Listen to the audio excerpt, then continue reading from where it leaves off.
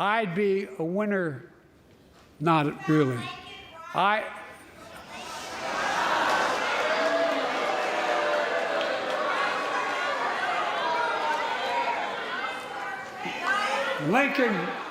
Lincoln Riley, an innocent young woman who was killed by an illegal.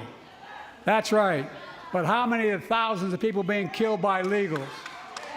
To her parents, I say, my heart goes out to you, having lost children myself. I understand.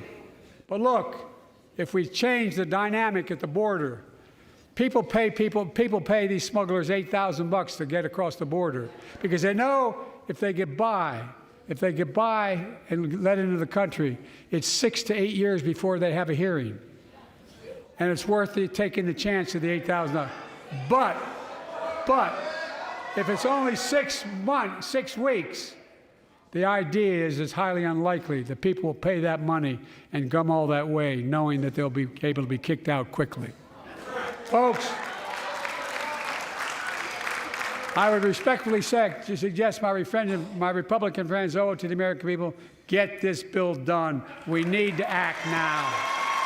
You're not going to believe just how much sense some of these long-time, and I mean lifelong, long-time Democrat shills on CNN are actually making these days. I don't know if things are just really finally, after all this time, starting to make sense to them and they have just no choice but to face actual reality.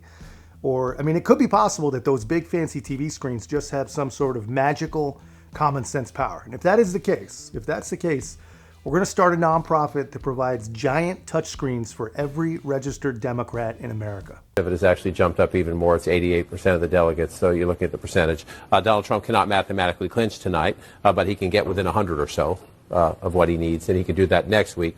And so what you have here is, he has remade the party in his image. There are still some Republicans who are trying to take it away, like take it back. Right? That's over. That's over. There's no back. That party doesn't exist anymore. Right. It just doesn't. It just doesn't. Look at the House of Representatives. Look at what's happening in the United States Senate. Mitch McConnell stepping aside. And some of the more governing conservatives trying to keep their power even just within the Senate Republican conference. This is a new Republican Party.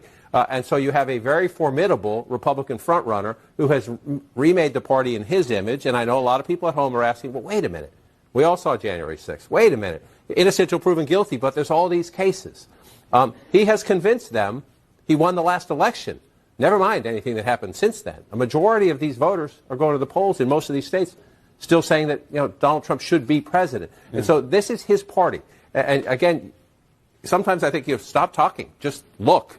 This is his party, and he is on a march to the nomination. That does not mean if the general election were tomorrow, there's a lot of data that suggests he would win at this moment in time. It is not tomorrow. It's 8 months from now. So you have two very strong frontrunners who both have very significant weaknesses.